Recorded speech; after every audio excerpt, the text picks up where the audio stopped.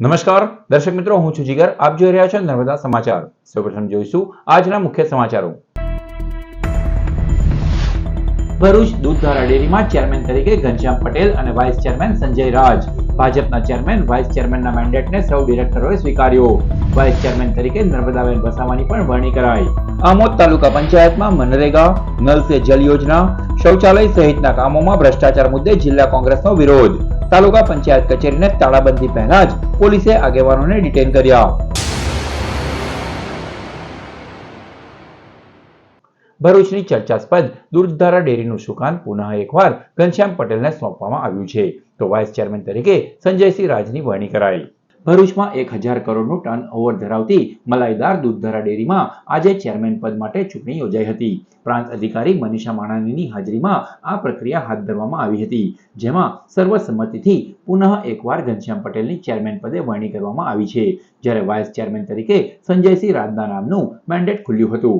જિલ્લા ભાજપ પ્રમુખ પ્રકાશ મોદી સહિતના આગેવાનોએ ઉપસ્થિત રહી નવનિયુક્ત ચેરમેન અને વાઇસ ચેરમેનને અભિનંદન સાથે શુભેચ્છા પાઠવી હતી. ચેરમેન ઘનશ્યામ પટેલ દ્વારા દેડિયાપાડાના નર્મદાબેન વસાવાની બીજા ચેરમેન તરીકે પણ વરણી કરવામાં આવી છે. આજરોજ દૂધધારા ડેરી ખાતે પ્રમુખ અને ઉપપ્રમુખની ચૂંટણી માટે હું અહીંયા હાજર થઈ છું. પ્રમુખ પદ માટે આજે જે ફોર્મ ભરાયું છે એમાં ઘનશ્યામભાઈ જીવાભાઈ પટેલ જે ઉમેદવાર તરીકે હાજર થયા હતા અને એક જ ફોર્મ ભરાયું છે, એટલે આપણે એમને અધ્યક્ષ તરીકે જે દરખાસ્ત આવી છે એ પ્રમાણે અધ્યક્ષ તરીકે એમને રાખીએ છીએ. અને ઉપપ્રમુખ માટે સંજય કુમાર રાજ એમનું ફોર્મ ભરાયું હતું ને એમને ઉપપ્રમુખની ચૂંટણી માટે એ હાજર રહ્યા હતા અને એમને આપણે ઉપપ્રમુખ તરીકે ચૂંટીએ છીએ. અને પ્રાંત અધિકારી શ્રીની ઉપસ્થિતિમાં નિયમ મુજબ આજે આ ચૂંટણીની પ્રક્રિયા થઈ. એમાં પ્રદેશના અને આપ સૌના સહયોગથી મને ફરી પાછો દૂધધારા ડેરીના ચેરમેન બનવાની તક મળી છે. આપ સૌને મેં ખૂબ ખૂબ ઋણી છું. પાણીદાર જિલ્લો બન્યો છે. મારા જિલ્લાના બધા માણસો, નાગરિકો બધા મહેનત કરવાવાળા છે. તો મહેનત અને પાણી આ રંગ લાવે તો સાહેબ અમારા જિલ્લામાંથી પશુપાલન ખરીદવા માટે મહેસાણા અને બનાસકાંઠા અને સાબરકાંઠા જવું પડે છે, તેના બદલે બીજા જિલ્લાના લોકો આપણા જિલ્લામાં પશુ ખરીદવા માટે આવે એ દિવસ લાવવાની અમે તૈયારી કરી રહ્યા છીએ. અને ભારતીય જનતા પાર્ટીનું જિલ્લાનું સર્વશ્રેષ્ઠ નેતૃત્વ એમને અમારી પર વિશ્વાસ મૂકી અને અમને આ કામ કરવાની જે તક આલી છે એમ બધાને સાથે લઈ દિલથી કામ કરીશું.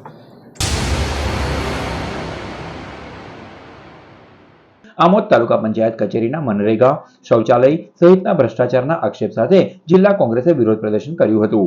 ભરૂચ જિલ્લા કોંગ્રેસ પ્રમુખ રાજેન્દ્રસિંહ રાણાના નેતૃત્વમાં ડોક્ટર આંબેડકરના સ્ટેચ્યુને ફૂલહાર કરી કોંગ્રેસના આગેવાનો અને કાર્યકરો દ્વારા આમોદ તાલુકા પંચાયત કચેરી ખાતે તાળાબંધી કાર્યક્રમ યોજવાનો નિર્ણય લેવાયો હતો, પરંતુ તાલુકા પંચાયત પહોંચતા પહેલા જ પોલીસ દ્વારા કોંગ્રેસના આગેવાનોને અટકાયત લેવામાં આવ્યા હતા. કોંગ્રેસે પક્ષે તાલુકા પંચાયત અને વિવિધ યોજનાઓના ભ્રષ્ટાચારની તપાસ હાઈ પાવર કમિટી દ્વારા કરવાનો સૂર વ્યક્ત કર્યો હતો, તો ભાજપનો હુડિયો પણ બોલાવવામાં આવ્યો હતો. તાત્કાલિક કાર્યવાહી નહીં થાય તો આવનારા દિવસોમાં વધુ મોટું આંદોલન છેડવાની ચીમકી પણ ઉચ્ચારાઈ છે. આ ભારતીય જનતા પાર્ટીની પોલીસ ભારતીય જનતા પાર્ટીના ચૂંટાયેલા અધિકારીઓના ઇશારે અમારી ધરપકડ કરીને ખરાબ વ્યવહાર કરીને અમને આજે પોલીસ સ્ટેશન અહીંયા લઈ આવેલા છે. કોંગ્રેસ કોઈ સંજોગોમાં ચલાવી નહીં લે. રસ્તાથી લઈ અને નીચે તમામ હાલત આજે ખરાબ છે. મીડિયા પણ થાકી ગઈ છે કે બતાવીને, છતાં ભારતીય જનતા પાર્ટીની ઊંઘ ઉડતી નથી. આગામી દિવસોમાં જો ભ્રષ્ટાચારમાં ભીનું સંકેલવામાં આવશે, બહાર નહીં લાવે અને પૂરતું આ નહીં કરે તો કોંગ્રેસ ઉગ્ર આંદોલન કરીને આયોજનબદ્ધ હવેનો વિરોધ કરશે. ભરૂચના શક્તિનાથ ખાતે રાષ્ટ્રીય સ્વયંસેવક સંઘ દ્વારા શતાબ્દી શક્તિ સંગમ અંતર્ગત વિજયાદશમી ઉત્સવ ઉજવાયો. સંઘના સ્થાપનાના 100 વર્ષ પૂર્ણ થવાના અવસરે ભરૂચમાં પણ ઉજવણી કરાઈ હતી. વિજયાદશમી નિમિત્તે પથ સંચલન અને પ્રકટ કાર્યક્રમનું આયોજન કરાયું હતું. સિદ્ધનાથ ગરબા ગ્રાઉન્ડથી પથ સંચલનની શરૂઆત કરી શહેરના વિવિધ વિસ્તારો નારાયણનગર, અંબિકાનગર, શક્તિનાથ થઈ સિદ્ધનાથનગર ખાતે સમાપન કરાયું હતું. પથ સંચલન દરમિયાન માર્ગો પર લોકોએ ફૂલવર્ષા કરી સ્વયંસેવકોનું સન્માન કર્યું હતું. આ પ્રસંગે મુખ્ય વક્તા તરીકે સંઘ ચાલક ડોક્ટર ભરત પટેલ, મન મૈત્રીના જયેશ પરીખ, નગર કાર્યવાહ પ્રજ્ઞેશ ગોસ્વામી તેમજ સંઘના કાર્યકરો મોટી સંખ્યામાં ઉપસ્થિત રહ્યા હતા.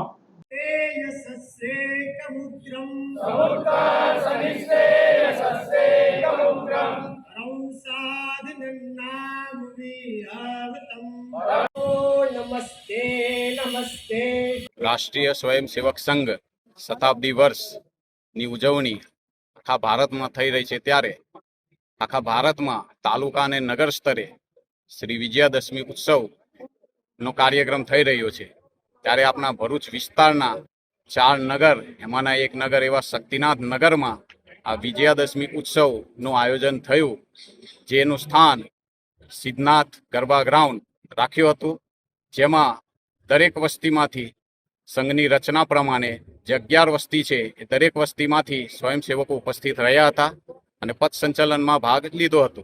ભરૂચના સ્વામિનારાયણ મંદિર દાંડિયા બજારથી બેન્ડની સુરાવલીઓ વચ્ચે સ્વયંસેવકોએ પૂર્ણ શિસ્ત સાથે પથ સંચલન કર્યું.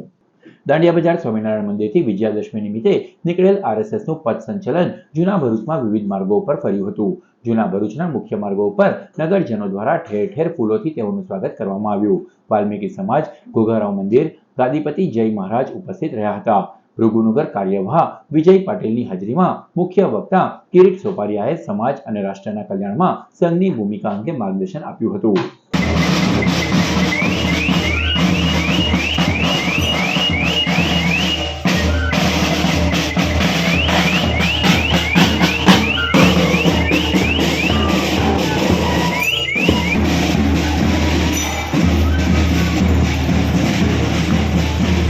આપણે બધા એક જ છે, કોઈ ઊંચું નીચું નથી, બધો સમાજ, બધી જ જાતિ એક સમાન છે.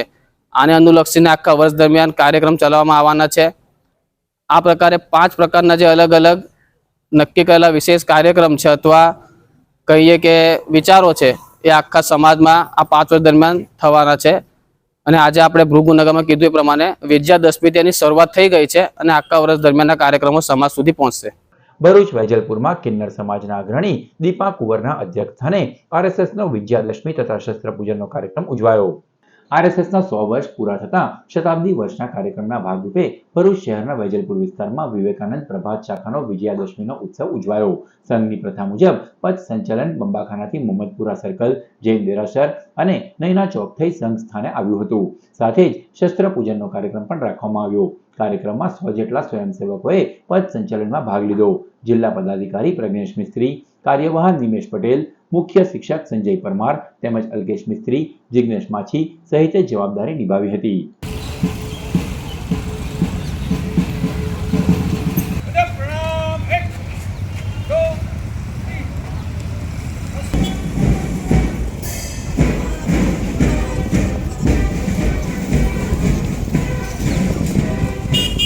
ઓગણીસો 25માં સંઘની જે સ્થાપના નાગપુર મુકામે થઈ હતી, એનું જ એક એકમ ભરૂચ મુકામે ભરૂચ જિલ્લાની અંદર સૌથી પહેલી શાખા ભરૂચના વેજલપુર વિસ્તારમાં લાગી હતી. અને એનું જે આજે શતાબ્દી વર્ષ છે, 100મું વર્ષ છે, એ નિમિત્તે અહીંયા વિભિન્ન વસ્તીઓમાંથી, વિભિન્ન કાર્યકર્તાઓના પ્રયત્નોથી, સહિયારા પ્રયત્નોથી દરેક વસ્તીમાંથી સામાન્ય સમાજના લોકો પૂર્ણ ગણવેશની સાથે અહીંયા ઉપસ્થિત છે. આ કાર્યક્રમની ખાસ વિશેષતા એવી છે કે આજે શસ્ત્ર પૂજન થવાનું છે અને આ કાર્યક્રમના જે અધ્યક્ષ છે એ દીપા કુંવર માસી, જે કિન્નર સમાજના અધ્યક્ષ છે.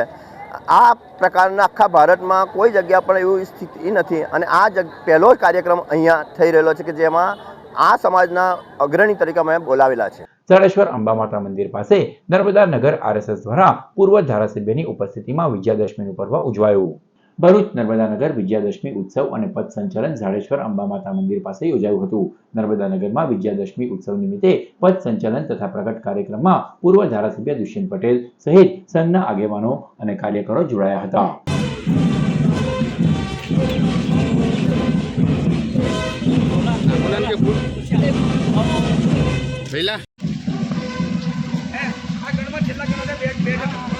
પાંચ બિંદુઓ પર આગામી વર્ષમાં કામ કરી રહ્યું છે. સમાજ સમરસતા, સામાજિક સમરસતા, પર્યાવરણ જળ સંરક્ષણ, સ્વ આધારિત જીવન અને કુટુંબ પ્રબોધન. અને આગામી 1 વર્ષની અંદર સંઘ 7 કાર્યક્રમો કરી રહ્યો છે. એ કાર્યક્રમની શરૂઆત આ વિજયાદશમી ઉત્સવથી થાય છે. આ કાર્યક્રમ પછી ડિસેમ્બરની અંદર ઘર ઘર સંપર્ક અભિયાન, પ્રત્યેક સ્વયંસેવક હિન્દુ પરિવારમાં જશે ને ત્યાં સંઘનો મંત્ર આપશે.